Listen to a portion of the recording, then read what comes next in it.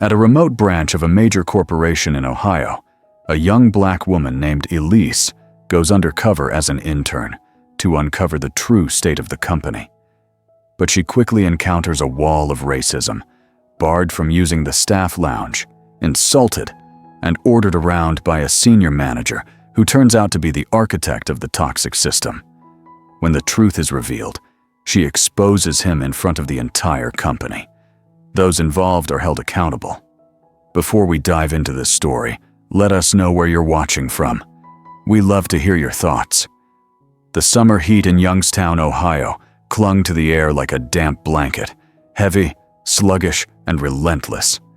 On the industrial edge of the city, nestled between a pawn shop and a tire repair garage with a rusted sign, stood a modest single-story building with faded gray paint, an overlooked branch of Carver Enterprises. To passers-by, it seemed like just another storage facility. But inside, quiet footsteps echoed across worn vinyl floors, interrupted by the faint buzz of a coffee maker and the low hum of workers beginning their shifts. The air was thick with the scent of stale coffee, dust, and the fatigue of routine. Among the new hires that morning was a young black woman who didn't quite fit in, at least not by the way she carried herself. Perhaps 32 at most, slender, with a posture that was confident, yet understated. She wore simple navy slacks, a tucked-in blouse, and polished flats. Her ID badge read E. Carver. Most glanced at it once, then forgot it. She introduced herself as Elise. No one knew her full name. No one recognized the heir to the Carver family empire standing before them. For Elise Carver, this was precisely the point.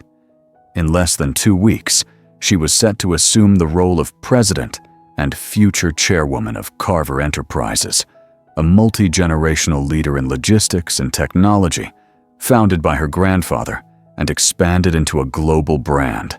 Her face had never appeared on the company website. Most employees at smaller branches wouldn't recognize her if she walked through the front door, which was exactly why she chose this location.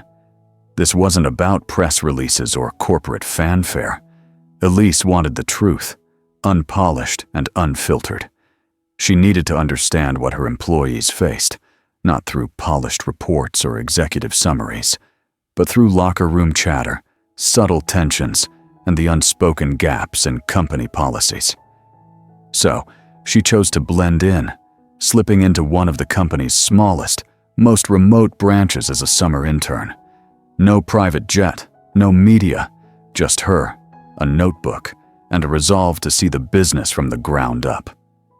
In her first hours, she noticed it all. The forced smiles of team leads, the hierarchy of who sat where in the staff lounge, the fleeting glances exchanged when she passed by.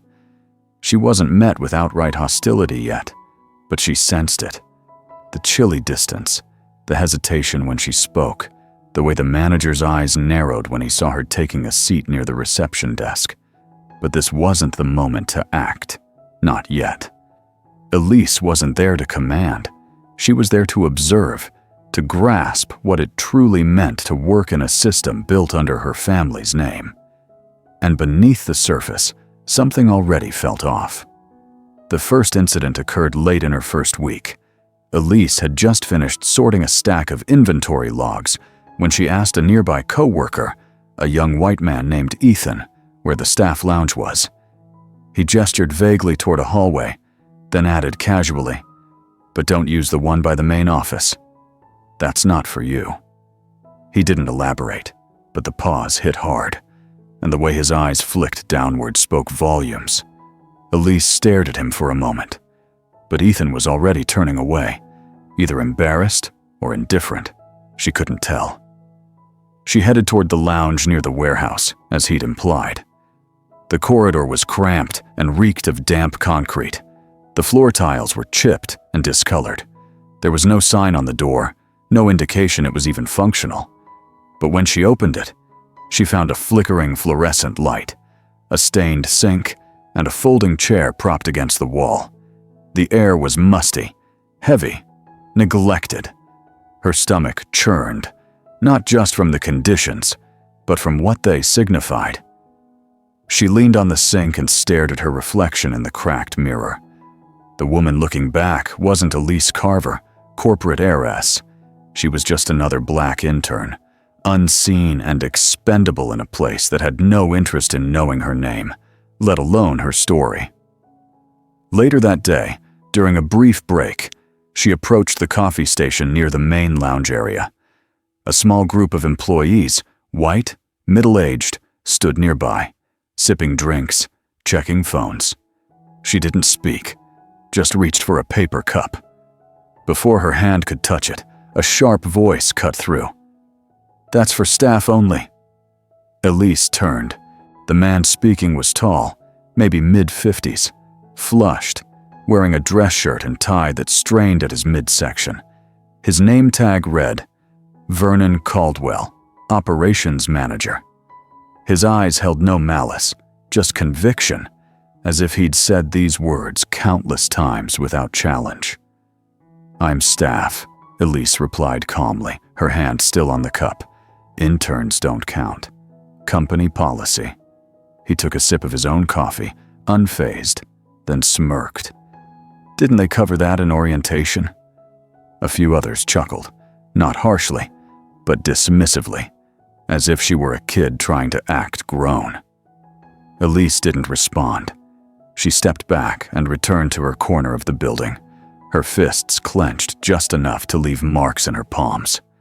She told herself she needed to see more, feel more, that understanding this ugliness was part of the mission.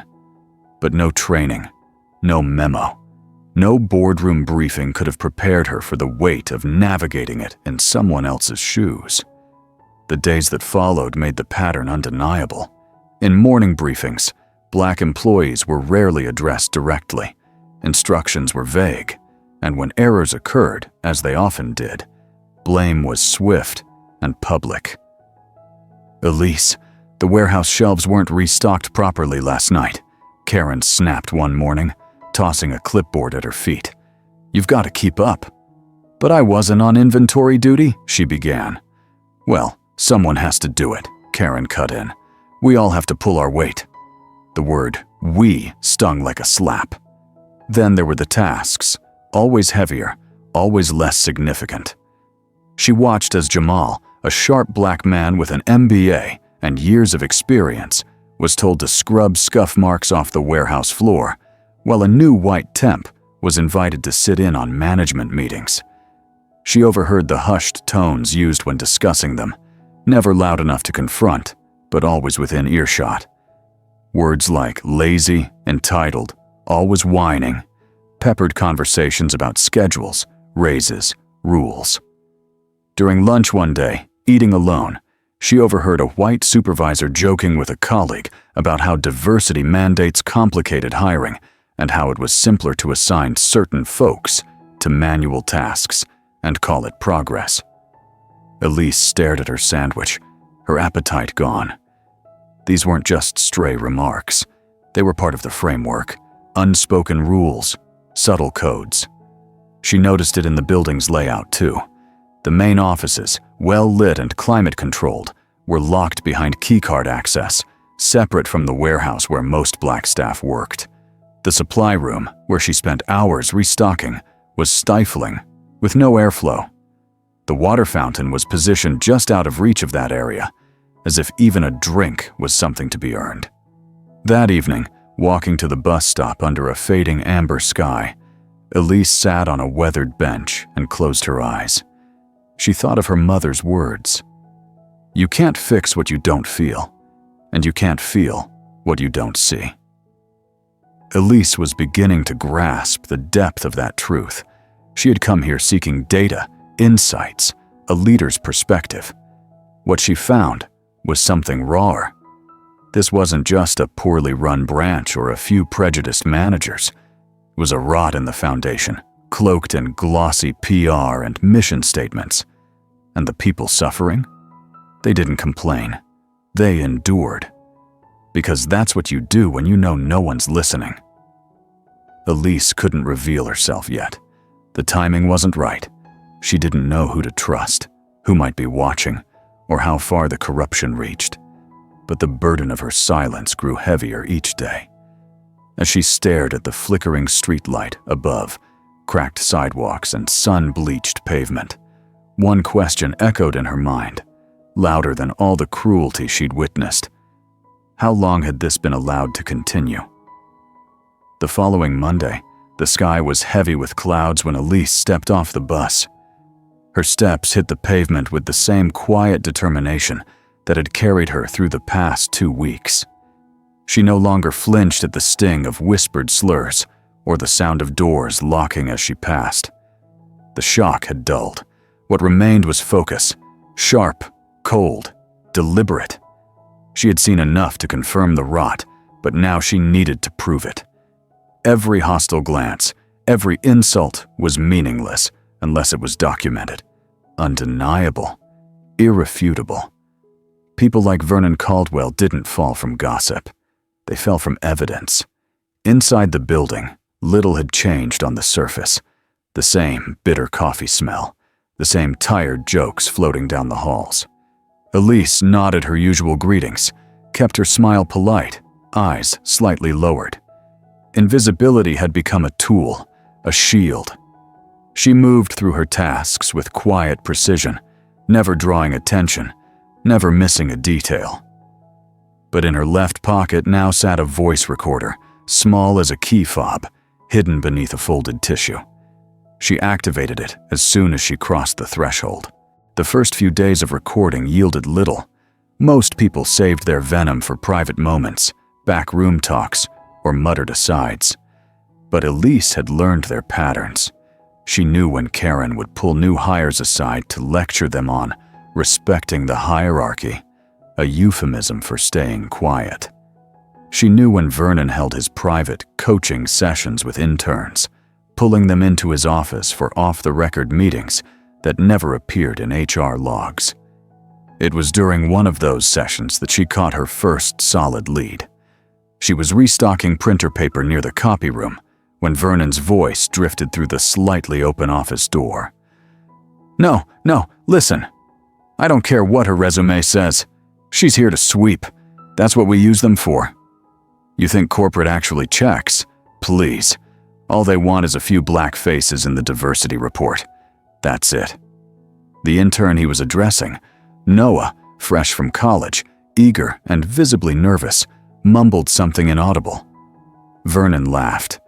Relax. Stick with me, and you'll go far. Just don't waste time trying to uplift people who don't know their place. Elise stepped back silently, her heart pounding. The recorder was still running. She didn't let herself react outwardly, but as she returned to the supply room, she exhaled slowly, her breath unsteady. That wasn't just racism, it was a plan. That night, she reviewed the audio in her modest apartment, replaying the same lines until her ears rang. It wasn't just about words. It was policy masked as bias. They weren't hiring black interns to develop or promote. They were hiring them as props, window dressing for a corporate website. It wasn't negligence, it was deliberate. Over the next week, Elise grew bolder, but not careless. She swapped her voice recorder for a pen camera stitched into her work badge. She began slipping copies of timesheets and HR reports into her bag, noting disparities in pay, hours, and job titles. Jamal, for instance, the highly educated warehouse tech, was listed as custodial assistant, part-time. Despite working full 40-hour weeks and covering weekends, his pay was nearly 20% lower than that of a new white hire with no experience. Worse, she noticed patterns in the office logs. Certain employees, always black, were routinely assigned miscellaneous duties on their schedules. Curious, she asked Jamal casually over lunch what that meant. "Oh, that," he said with a weary chuckle. "That's when they have you run errands for someone's kid or pressure wash Vernon's driveway. I've done both. One time Karen had me pick up her sister from the airport in my own car. Called it team spirit." Elise blinked. "You got reimbursed for gas?" Jamal gave her a look like she'd told a bad joke. Girl, I barely got a thank you." It took everything in her not to react, but something inside her twisted. She had anticipated mismanagement, maybe even graft, but this was exploitation by another name. Labor stripped of dignity, veiled in polite policy and corporate jargon. Then came the file cabinet. Late one Friday evening, after most of the office had emptied, Elise lingered under the guise of reorganizing the supply room, with Vernon's office vacant and the door slightly ajar. She slipped inside. She knew the cameras wouldn't catch her. She'd memorized their blind spots. Her hands shook slightly as she opened the cabinet labeled Personnel Inclusion Programs. Inside were binders with printed spreadsheets, HR reports, internal memos. One caught her eye immediately, a quarterly diversity metrics summary showing steady progress. On paper, at least. Dozens of names, all Black or Latino, listed as interns, trainees, or new hires. None marked for promotion. Many marked no further opportunity after 3 months. She flipped to the next page and froze. Her name was there. E. Carver, intern general maintenance. No promotion path, probationary. Her jaw clenched. They hadn't just pigeonholed her. They'd dismissed her from the start. She was never meant to be seen, never meant to advance. Her presence, like the others, was meant to inflate a statistic, a metric, a lie. In the bottom drawer, tucked beneath a budget folder, she found a handwritten ledger. Not official, not part of any report, just a list of names, tasks, and cash amounts. Lawn care, car detailing, grocery pickup, dry cleaning, check marks next to each job. Many names repeated: Jamal, Deshawn, Kiara. At the bottom, a scrawled note: find a way to pay without flagging audit. Use community fund. Elise backed away slowly, returning the files exactly as she found them. Her heart raced, but her mind was clearer than ever. This wasn't just a flawed system. It was a machine built to exploit, dressed in the language of policy and progress. Vernon wasn't just a bad manager. He was a profiteer, a manipulator, a man who traded dignity for power and used black labor as his ladder. That night, as rain pattered softly against her window and the city lights blurred through the glass, Elise sat with her laptop open, organizing her files. Audio clips, camera footage, document copies, names, dates, payroll data. A tapestry of injustice, piece by piece. She no longer questioned her purpose. She knew. But for now, she would wait. Watch. Strengthen her case. Because when the time came, she wouldn't just expose Vernon. She'd dismantle the entire machine with him. The invitation arrived on a Tuesday morning, slipped into Elise's locker like a secret. A small white envelope with the company seal. Her name typed neatly, E. Carver. All staff quarterly review meeting. It was the first time she'd been included in anything involving senior leadership. Interns weren't typically invited, especially not those tasked with restocking shelves and cleaning floors. But she wasn't just an intern. Not really. And this was exactly what she'd been waiting for. The timing was impeccable. By now her files were airtight. A digital archive of every violation, every racial slur muttered behind closed doors, every falsified document and misdirected bonus, every order Vernon issued to have someone detail his car, clean his garage, or pick up his dry cleaning without compensation. She had time-stamped recordings of him joking about diversity hires with Noah, calling them PR stunts, mocking the board for never digging deeper. She had video of Karen dismissing complaints from black employees like they were tantrums. And she had the internal ledger, detailing off the books labor, illegal deductions, and personal favors disguised as assignments. Still, the night before the meeting, Elise barely slept. Her apartment was quiet, save for the faint hum of the fridge and the occasional creak of floorboards. She sat at her kitchen table, reviewing everything one last time. She knew the stakes. This wasn't just about Vernon anymore. It was about what he stood for. If she was going to take him down, she had to ensure no one could ignore it. No one could spin the narrative or bury the truth in red tape. Her hands trembled slightly as she rehearsed her words. She hadn't told anyone her true identity. Not Jamal, not the other interns, not even the friendly security guard who once offered her an umbrella in a downpour. The weight of the deception pressed on her chest, but so did the responsibility. If she revealed herself too soon, she risked being seen as just another wealthy woman playing vigilante. She didn't want to be a hero. She wanted to be a witness, a reckoning. The next morning she arrived early, dressed in the same plain blouse and slacks as always, her ID badge still reading intern. The office hummed with nervous energy. Quarterly reviews always made people restless. Coffee flowed freely. Whispers bounced through the corridors, and the conference room filled quickly. She took a seat near the back, just another quiet observer among dozens of staff from various departments. Vernon stood at the front, grinning, shaking hands with regional directors, his tie perfectly knotted. He didn't look concerned. Why would he? For years, he'd moved through this place like a king, untouchable, smug, protected by silence and routine. His speech was brief, predictable. Updates on metrics, praise for teamwork, vague nods to inclusion efforts. Elise watched the board members nod along, some distracted by phones, others barely engaged. Then came the open floor segment. A chance, Vernon said, for anyone to share ideas or feedback. It was always perfunctory. No one ever spoke.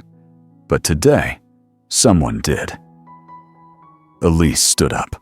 The room fell silent instantly. Heads turned. Vernon's smile wavered for a split second. "I'd like to say something," she said, her voice clear, steady. "But first, I need to introduce myself properly." She reached for her lanyard and removed the badge. Then, slowly, deliberately, she stepped toward the front of the room. "My name is Elise Carver. I'm not just an intern. I'm the sole heir to Carver Enterprises. In 2 weeks, I'll be assuming my position as chairwoman of the board." Gasps rippled through the room. Murmurs spread like a sudden gust. Vernon froze, his jaw tightened, but he didn't speak. "I came here undercover," Elise continued, "because I wanted to understand what it really felt like to be a frontline worker in this company.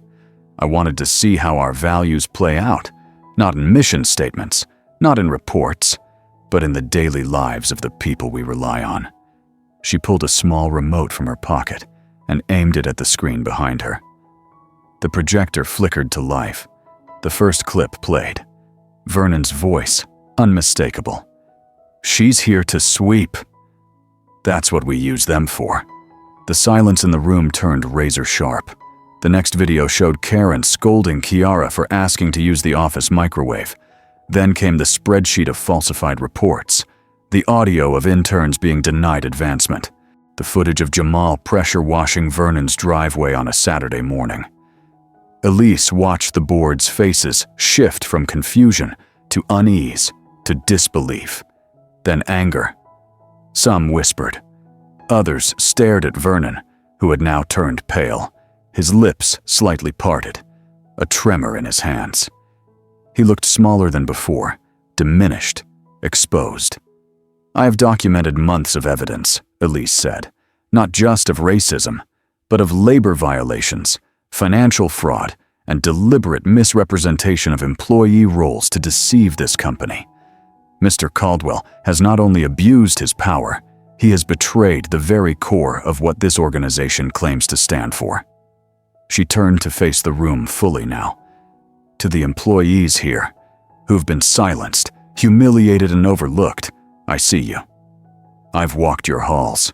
I've lived your days. And I promise you, change is coming." No one clapped. Not yet. The weight of the truth was too raw, too heavy. Even the air felt denser, as if the walls themselves were holding their breath. Elise looked at Vernon. "You're done," she said quietly. Effective immediately, you are relieved of your duties. Your access has been revoked, and legal proceedings are being initiated as we speak. Security guards, already briefed, stepped forward. Vernon didn't resist. He didn't speak. He just looked down at the floor, then back up at Elise, as if only now realizing who he'd been dealing with all along. She held his gaze, not with triumph, but with cold finality. This wasn't revenge. It was justice, and it was only the beginning. The elevator doors closed with a soft metallic clink behind Vernon as security escorted him out. His figure, once so imposing, now seemed to shrink beneath the silence of dozens of eyes, watching him disappear behind polished steel. No one cheered. Not yet. The room was too stunned, too raw, like the moment after a storm when the air still quivers with thunder's echo. Elise stood still for a moment longer, holding the silence like a conductor pausing before the final note. Her heart pounded, not from fear, but from the weight of everything she had carried, every insult absorbed in silence, every lie endured, every injustice she witnessed and bore for weeks without flinching. And now it was done. She stepped forward again, no longer hiding behind a borrowed name or badge. "Effective immediately," she said, her voice firm. "Carver Enterprises is filing a formal civil and criminal complaint against Vernon Caldwell. The charges include labor law violations, workplace discrimination, financial misconduct, and abuse of power." The legal team, already briefed, had begun preparing the filings the moment the meeting started. Everything was timed to the second. But Elise didn't want this to feel like a corporate tactic.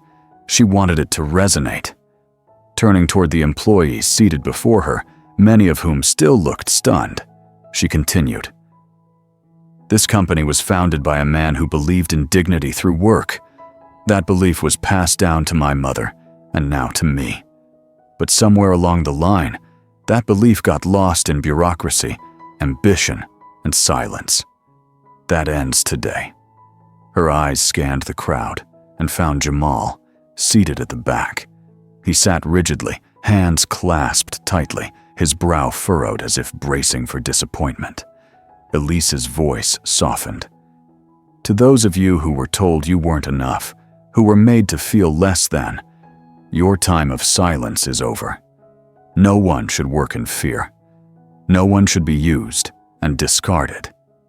She paused, feeling the lump in her throat threaten to break her composure. "And if any of you think speaking up doesn't matter, let me tell you this. It matters more than anything." A single clap pierced the silence, then another, then it spread. First a ripple, then a wave, until the room swelled with the sound of hands coming together, not in celebration, but in release. The applause wasn't for her alone. It was for everyone who had stayed when it hurt, who had shown up despite being ignored, who had survived a system designed to keep them small. Elise didn't smile. She nodded. Because this wasn't the end of something. It was the beginning. The next hours moved quickly. Human Resources was instructed to begin urgent reviews of every personnel file. The internal ethics team launched immediate interviews with staff members who had been named or implicated. External auditors were brought in. Elise sat with the legal department to personally oversee the structuring of the civil suit, ensuring every employee affected by Vernon's actions was named and compensated. She didn't leave the office until well after nightfall. When she finally stepped outside, the summer air felt lighter, as if the earth itself had exhaled. That night, as she stood before her bathroom mirror, no disguise left to hide behind, she studied her reflection differently. This was no longer about proving she could lead. It wasn't about legacy or family or business. It was about truth.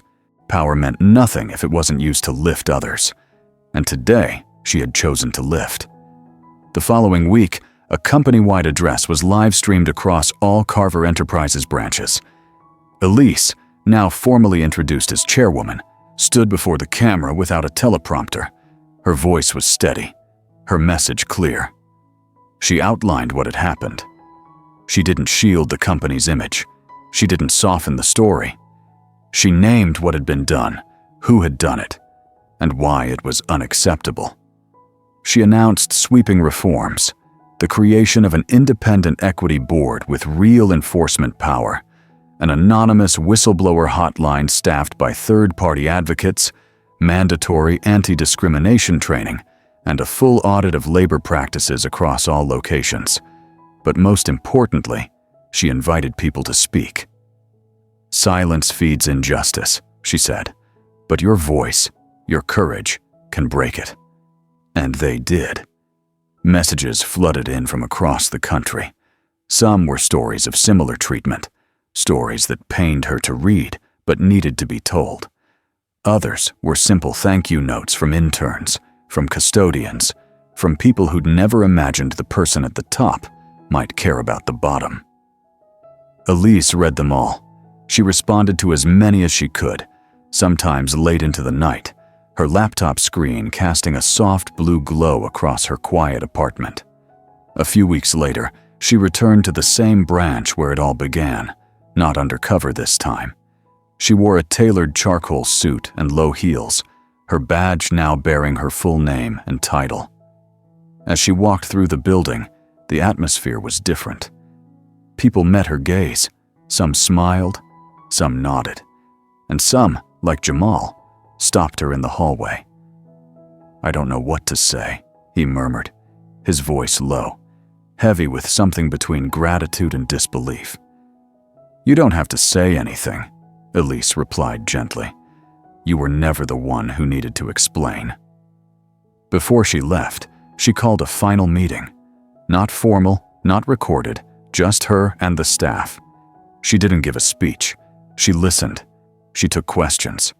She heard the anger, the exhaustion, the hope. She stood not as a symbol, but as a witness, someone who had walked their hallways, felt their humiliation, and chosen to act. As she turned to leave, the employees stood one by one. It wasn't choreographed. It wasn't for show. It was respect, not for her name or title, but for the choice she made to stand with them rather than above them. The final image, as Elise stepped out into the sunlight streaming through the open front doors, was not one of triumph, but of transformation. The golden light sliced through the doorway, framing her figure as she walked forward, not away from the company, but into it, carrying the stories of those once silenced, now finally heard. And in that light, hope no longer felt like a distant dream. It felt real, earned, possible. Join us to share meaningful stories by hitting the like and subscribe buttons.